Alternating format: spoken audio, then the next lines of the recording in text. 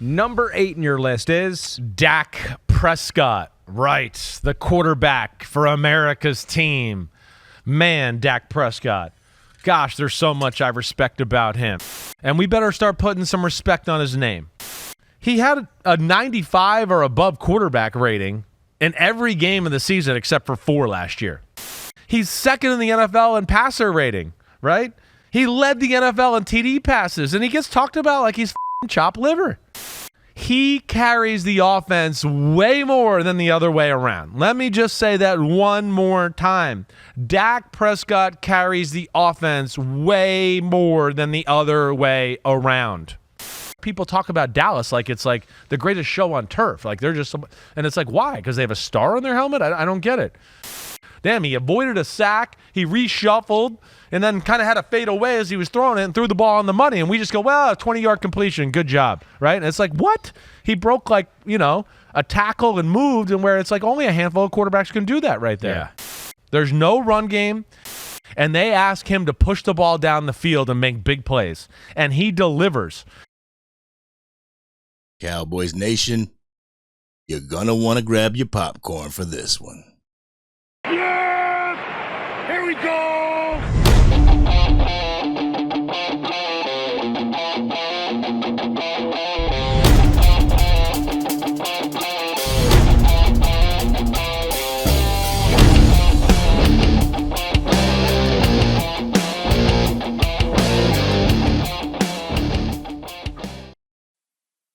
What's going on, Cowboy Nation and Angry Cowboy fans around the world?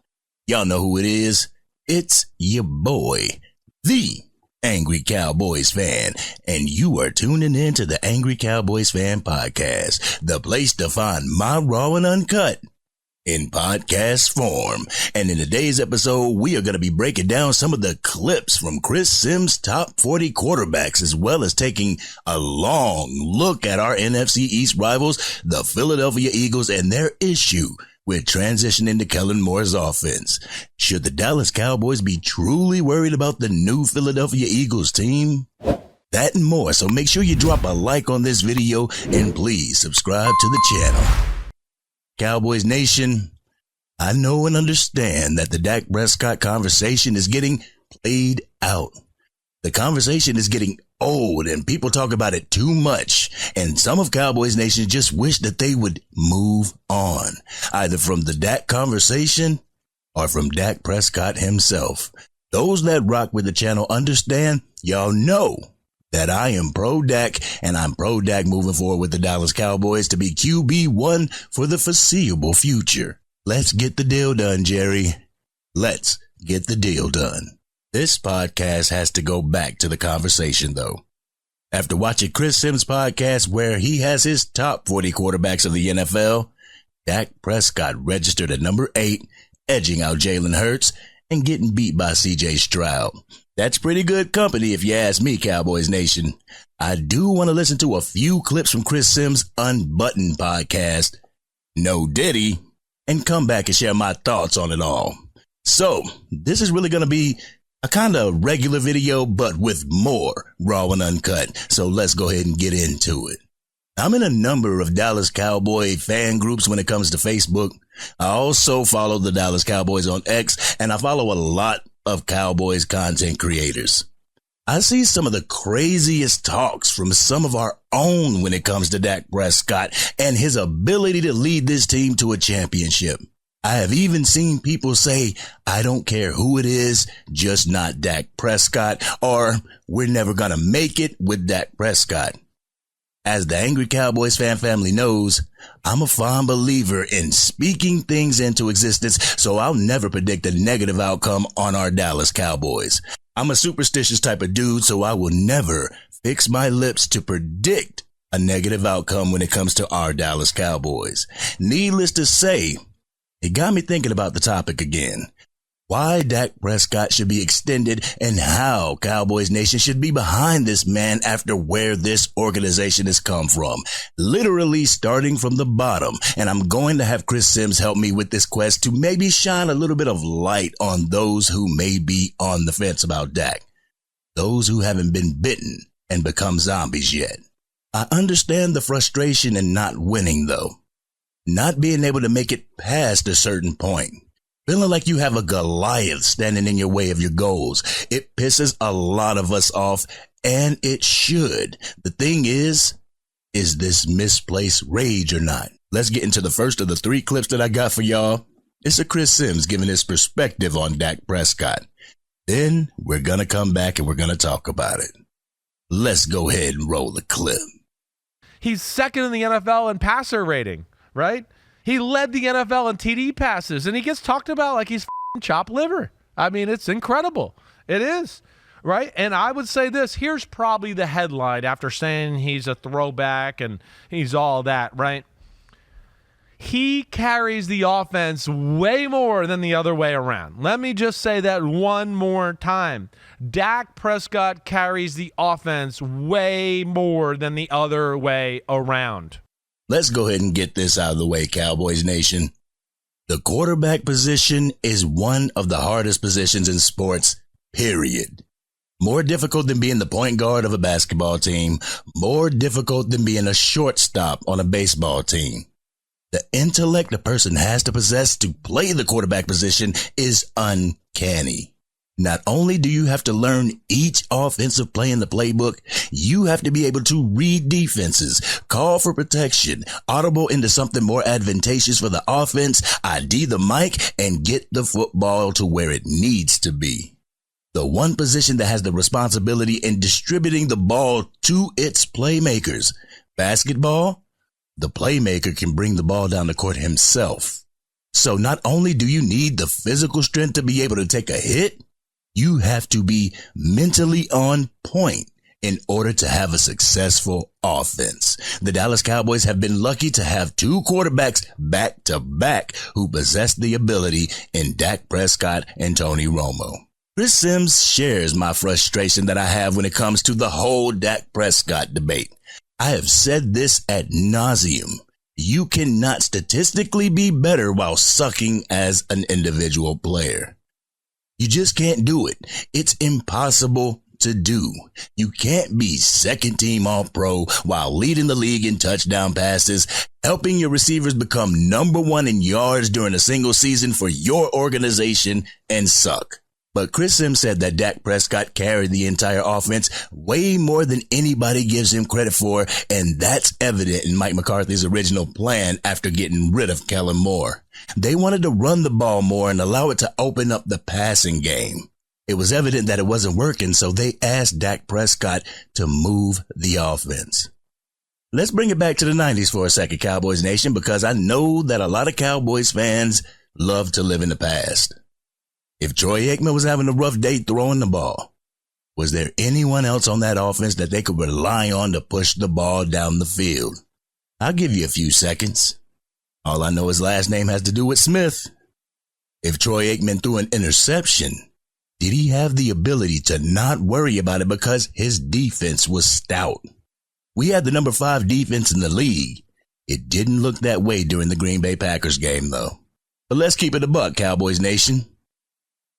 We can go down the entire Dallas Cowboy roster, and I bet you that there's a total of 15 dogs on this team, give or take a few. But I digress. I want to keep it pushing to the second clip that I got for y'all. Chris Sims actually says the things that some in Cowboys Nation need to hear because for some strange reason, a lot of Cowboys fans say we had a better team than what we actually had.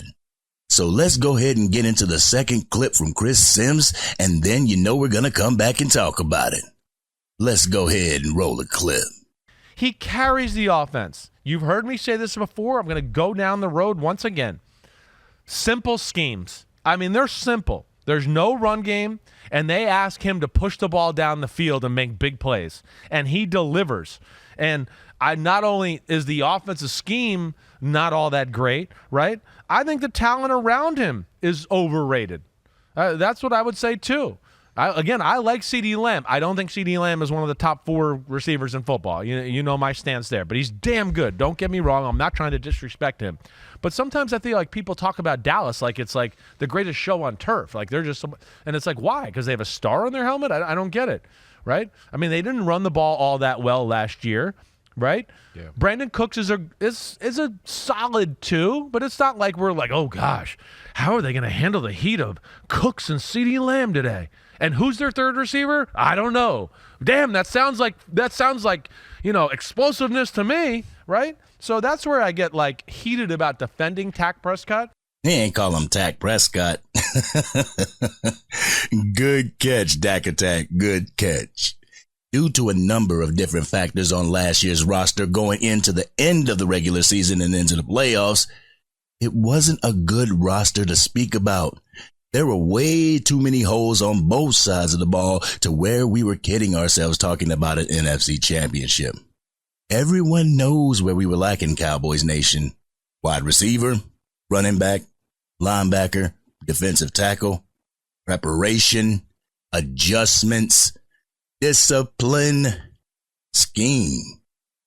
The hurdles of navigating a year one offensive playbook and new play caller in Mike McCarthy. The loss of 2 defensive leaders in Trayvon Diggs and Leighton Vander Esch. The cheat code for opposing teams: run the ball, run the ball, run the damn ball. As a matter of fact, we're going to run the ball against the Dallas Cowboys, and we're going to run it in Micah Parsons' direction. But the Dallas Cowboys used what they had and adjusted their defense to be one highly dependent on sacks and interceptions. Get the opposing offense behind the sticks and just tee off on their quarterback. Very little discipline while also not being able to stop the run. Things which are in the control of other players in the front office of this organization. When you spring a leak in a boat, you plug said leak. Jerry Jones didn't plug any leaks in our ship, and we went down in the wild card round of the playoffs. I get it. You can only control what you can control. Dak Prescott, he could have controlled those interceptions he threw. Not only in the Green Bay games, but the last 3 San Francisco 49ers games, 2 of which were in the playoffs. If your defense can keep a team from scoring over 20 points, you should be able to muster the ability to win said game. Not when your offensive line is getting manhandled, though. Your running game is in the lobby of the hotel that they stayed at, and you only get one legitimate threat on your offensive side of the ball. Not when you become a one-dimensional team because nothing is working in your favor and because your scheme is so predictable. I'd look like a deer in headlights too if none of the scheme that we had was working. This team lacks complementary football skills when it comes to the playoffs. Not just one player, not just because of one position, it's the entire team, Cowboys Nation. The team lacked in so many areas, but some of us expected our quarterback to soak up all the inefficiencies and carry this team to a victory. He did in Miami last year. What happened? How did we lose? He did it against Aaron Rodgers in the playoffs in 2016. How did we lose that game? When your quarterback has to drop back and pass 60 times, your offense is missing something. When your defense can't get off the field, the team is missing something. When the Cowboys are clicking on all cylinders, it is a sight to behold. Then, when teams know the only threat you have, they scheme them out of the game and make you beat them in another way, a way the Dallas Cowboys didn't have last year. In the last clip that I got for you, it's one of the most common statements from someone who doesn't want to see Dak Prescott as the quarterback and wants to see him walk next offseason. So let's take a listen to the clip that I got for you, and then we're going to come back and unpack this Raw and Uncut. Take a listen. He's a great quarterback to have in the regular season, but for whatever reason, he cannot get it done in the postseason. Well, my first thing was I didn't know he's the only guy in the Cowboys. I just didn't know. I didn't realize. I thought it was the team of stars, and all of a sudden it's just all on him, huh? You know, that's I just get sick of it a little bit. I just get like, I know, and we're gonna dive into specifics here, but you know, like we joked around in the when the playoff loss this year. You know, I checked the rules. The number 5 defense in football was allowed to stop the Green Bay Packers at some point. I mean, they were allowed to stop them from just track meeting down the field, up and down, up and down. Dak's numbers in that game, 41 of 60. He had to throw the ball 60 times. 403 yards, 3 touchdowns, did have the 2 interceptions. Yeah, he had the 2 interceptions. One was a pick six, but I get it. It's emphasizing my point that he has to carry the team a lot more than people are realizing. It's not a dominant run game. The defense is a little bit feast on the poor, doesn't always do that great against the rich, right? I mean, that's another thing I would throw into it too. The team can help him. Somebody's allowed to break a run for a 50-yard gain, right? I mean, Purdy gets to throw a screen to Debo and he runs for 70. No, I don't see anybody doing that for Dallas. They can draw up those plays too. Oh, maybe they don't have them. I don't know. Maybe they're just not as good at doing it. I don't know what it is. But there's not a lot of schematical help in these big games is what I would tell you. That is the same thought that I had, Chris. I thought this was a great team. According to some people, we had a great team. Why didn't the entire team show up and play complimentary football against the Green Bay Packers? It's very few and far in between when a great team gets the doors blown off them by an opponent. Their losses are usually within 10 points. Teams that are missing something, they get beat by 17 or more. The 49ers at the Ravens, the Cowboys at the 49ers, the Philadelphia Eagles at the Cowboys. Each one of those teams are missing something, whether it's in the talent realm, scheme, or the culture is a different episode altogether. Y'all ready for my Raw and Uncut? Y'all ready? Let's get it. Get ready for the Angry Cowboys fans, Raw and Uncut. Keeping it real, man. Keep it real. That's real. I talked about the quarterback position being the toughest position to play in sports earlier. That it commands so much from the person playing the position. It also commands such a mental toughness, awareness, and calmness that very few quarterbacks truly possess. The ability to have a high tolerance for pain as well as a high tolerance for change. And know how to help navigate your offense down the field in order to win said game. I truly feel some fans kind of glaze over that fact, just like some fans look past the opponents and get mad when we get smacked in the mouth. Dak Prescott has shown that he has the ability to handle the position for the quarterback for the most profitable team in sports since he was given the starting position. He has shown this organization and its fans that he has the physical ability to play the position at a high level as well as the mental capacity to handle whatever comes within the quarterback position. Why not extend this player and legitimately try at a Super Bowl run? Trying is not doing more with less. Trying is not allowing players to walk without filling the gaps. Trying is getting what your quarterback needs in order to succeed. What the Dallas Cowboys have been doing is spinning the wheel and hoping that it lands on a Super Bowl appearance and maybe a Super Bowl win.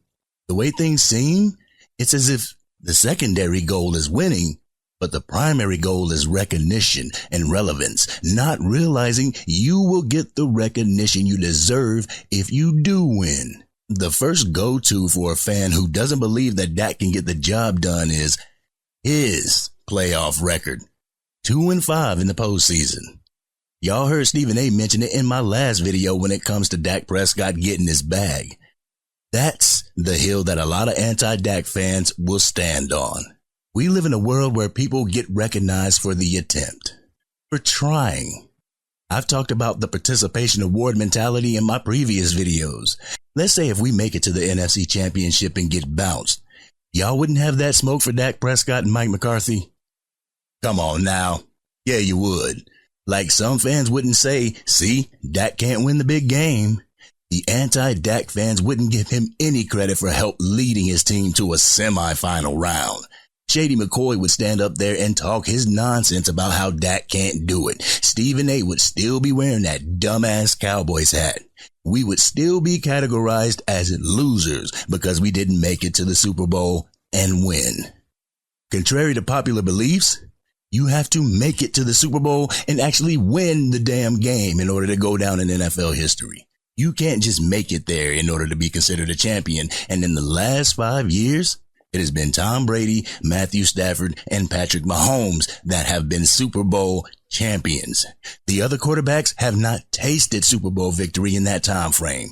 Does that mean you got to get rid of your all-pro quarterback because he's been with the team for the longest? It's easiest to blame him? Or do y'all believe what the 3 and 4 letter networks are telling you?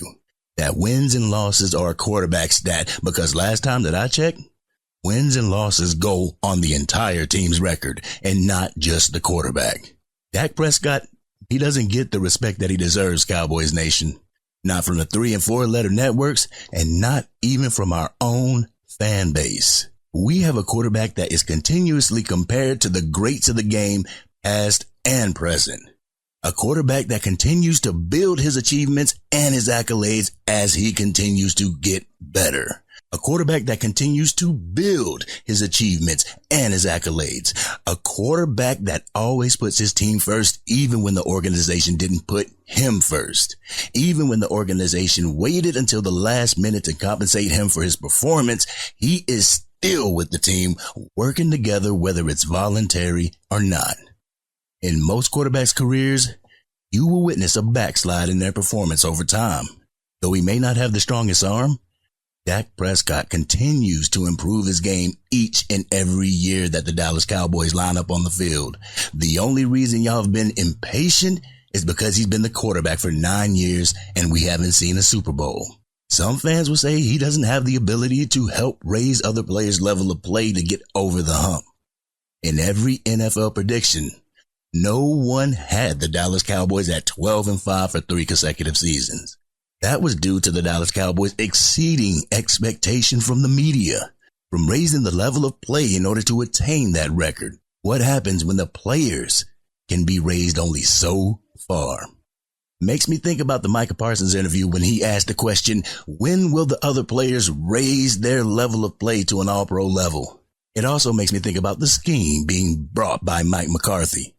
Talent will only get you so far in a schematic-driven league. You need your coaching staff to be able to draw you up plays that will scheme your players open, that will create mismatches in coverage, that will give your plays more time to develop.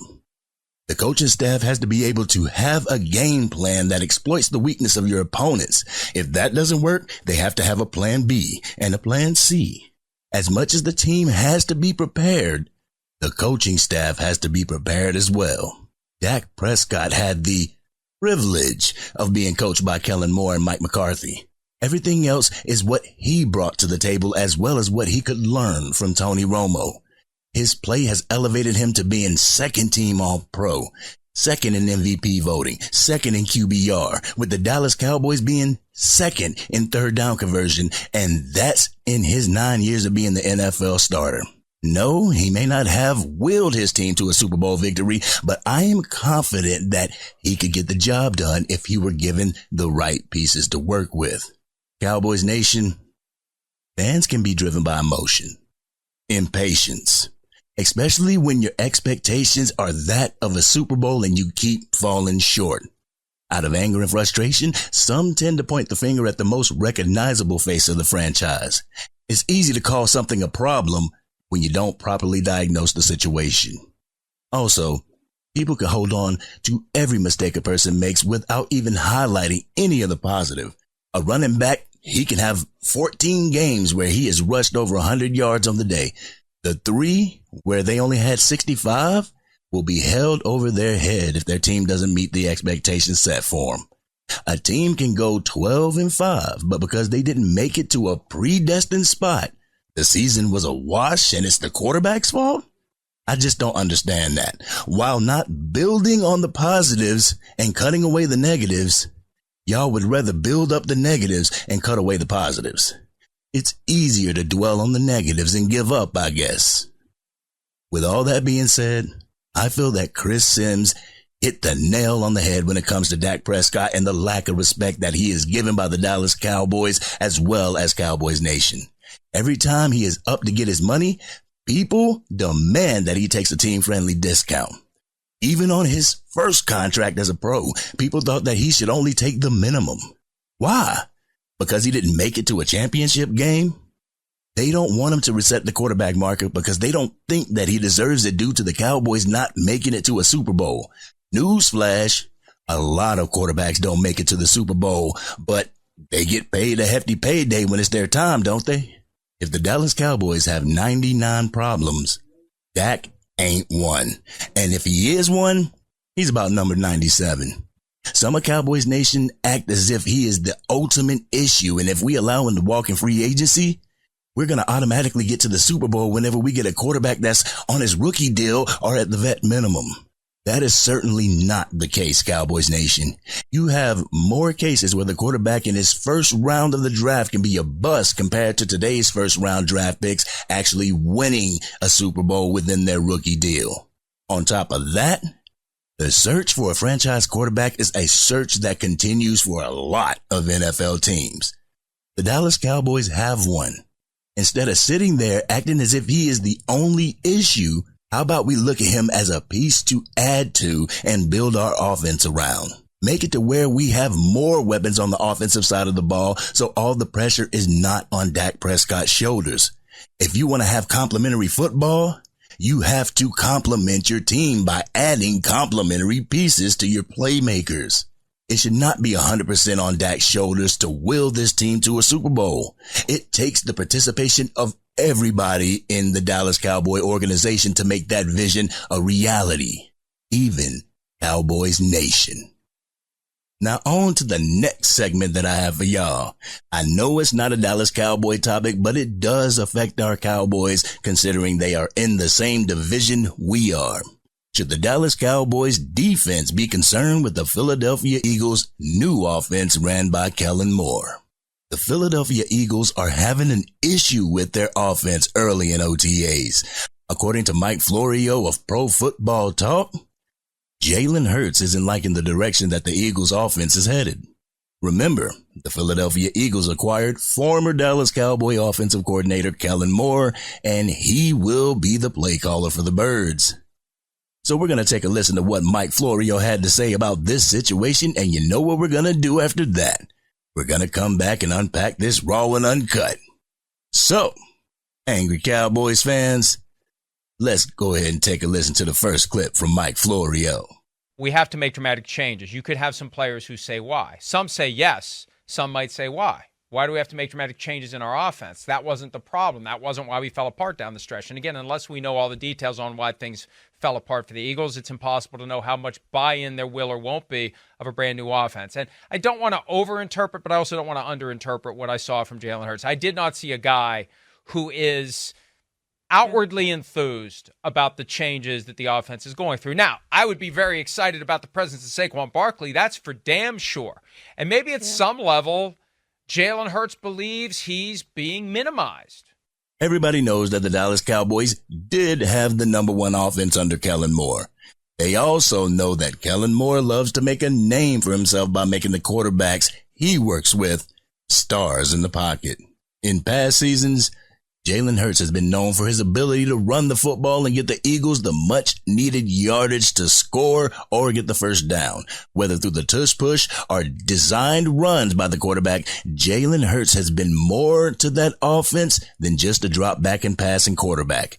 Reading Jalen Hurts' body language during that interview, Mike Florio thinks that not hip to the changes that Kellen Moore is bringing this team. Getting to the second clip that I got for y'all, Mike Florio discusses if the Philadelphia Eagles fail to make it past the wild card round of the playoffs. So, let's take a listen to that, and then we're going to come back and unpack this Raw and Uncut. So, Cowboys Nation, let's go ahead and take a listen. All bets are off if the Eagles fail this year. And you could see many dramatic changes next year, on field and off field, if they don't make this happen. So, excitement would be preferred, but I can understand why somebody like Jalen Hurts would be a little guarded, because it's, a combination of, well, why are we doing all this? And what are we going to do if, we don't go farther than the wild card round in 2024? With A.J. Brown and Devontae Smith signing a nice hefty contract, The Philadelphia Eagles are known for cutting ties with whomever they think is a hindrance to the team making it to a Super Bowl. They had no problems getting rid of Doug Peterson after the Super Bowl victory. They had no problems getting rid of Carson Wentz. If things don't go the way the front office of the Philadelphia Eagles think it should go, you could probably be seeing another head coach and possibly another quarterback at the helm. But y'all ready for my Raw and Uncut? Y'all ready? Let's get it. Should the Dallas Cowboys be worried about the change the Philadelphia Eagles are making during this past offseason? Everyone is complimenting the Philadelphia Eagles on their offseason moves when it comes to attaining players in free agency or the way that they drafted. All the talking heads have placed a positive grade on the Philadelphia Eagles offseason. In comes Kellen Moore as the Eagles offensive coordinator after a poor showing with the Los Angeles Chargers. The Dallas Cowboys fans know Kellen Moore all too well. We know his tendencies. We know his go-to plays. We know that Kellen Moore loves to make a name for himself by making the offense look great. The thing is, Kellen Moore loves to keep his quarterback out of harm's way, so I have a feeling that he may be trying to keep Jalen Hurts in the pocket as a thrower of the football and not a dual threat quarterback, one that he's known for. Cowboys Nation, don't allow the addition of a player like Saquon Barkley to scare you. I feel the Philadelphia Eagles have a bigger problem than the running back on that field. Last year, they had DeAndre Swift, and he was a pretty good running back, much younger and more durable than Saquon Barkley. Their problem wasn't running the ball. Their problem was sticking with the run when it was obviously working for them. Now with Saquon Barkley in the backfield, I foresee the Philadelphia Eagles having an issue with distributing the ball to its playmakers. If Saquon Barkley is getting the ball too much, you don't think that A.J. Brown will start getting angry? Then when he gets angry, they're going to start force-feeding him the ball. It's kind of like the Lakers when Russell Westbrook was on the team. They had so many playmakers that they didn't have one to look for guidance, and it eventually worked against them. With two great wide receivers and a great running back, it looks as if Jalen Hurts is going to have to step out of his comfort zone and start becoming a true pocket quarterback. Eagles fans get mad at Cowboys fans when they tell them good luck with Kellen Moore. We know the four curls routes all too well, Eagles fans. On top of that, Jalen Hurts said that their offensive scheme has changed 95% due to Kellen Moore joining the coaching staff. I think that will do more harm than it will help the Eagles offense. So should the Dallas Cowboys be worried about the Philadelphia Eagles offense? I feel we have to go into every game this season worried about the opposing offense. From the Carolina Panthers to the San Francisco 49ers, we need not look at the schedule and start marking down automatic wins. I bet we marked down the Arizona Cardinals as an automatic win last year, and we got punched in the mouth for it. I feel the Dallas Cowboys need to treat every team as if they are a number one contender. Don't let your foot off the gas, Cowboys. Have the mentality that if we're up by 14, we could easily be up by 21. Have the goal of having your backup quarterback in the game by mid-fourth quarter while your starters are on the bench resting. We know what Saquon Barkley has to offer. It's not like we didn't go up against him twice a year when he was playing for the New York Giants. I understand the Eagles' offensive line is better than the New York Giants, but they also lost key pieces in that lineup just like we did. With Mike Zimmer's scheme, I feel the Dallas Cowboys can exploit the A and B gaps with Micah Parsons and Maurice Leofau's rushing abilities. Make Jalen Hurts beat you from a standpoint of a traditional quarterback. Don't treat him as a mid-level quarterback, though. He's known for burning cornerbacks. He burned DeRon Bland last year. Y'all remember that? If the Dallas Cowboys are able to shut down their rushing attack, I have a strong feeling that the Cowboys could sweep the Eagles while they go through their growing pains with a new offensive coordinator and a new defensive coordinator to learn from. This has been your boy, the Angry Cowboys Fan. What did you think about what Chris Sims had to say in the first segment of the podcast? What did you feel about what Mike Florio said about the Philadelphia Eagles? Let's go ahead and have an adult conversation in the comments section. If you're digging the content and want to get it out to even more Dallas Cowboy fans, drop a like on the video and share this content with your friends who are Cowboys fans. If you are DC for life and want people to put more respect on Dak Prescott's name, hit that subscribe button. Hit the bell so you can be notified whenever I go live, release a video, or a podcast episode. I got to give a quick shout out to Harriet Fleming. Thank you, brother. Thank you for joining the Angry Cowboys Fan YouTube channel membership. This is a place where you can get even more Raw and Uncut, exclusive Raw and Uncut that you cannot find anywhere else. So thank you for rocking with the channel. Thank you for becoming a member. And thank you for being DC for life. Cowboys Nation, even though we really didn't do nothing in the offseason, I got a good feeling that the Dallas Cowboys are going to do very well this regular season. It's all about the playoffs to some people. So hopefully Dak Prescott and the rest of the crew can get their mental right as well as their physical so we can go ahead and try to make a deep run in this playoffs. Because Lord knows the legacy of this team certainly needs it. This has been your boy, the Angry Cowboys Fan, and I'm out.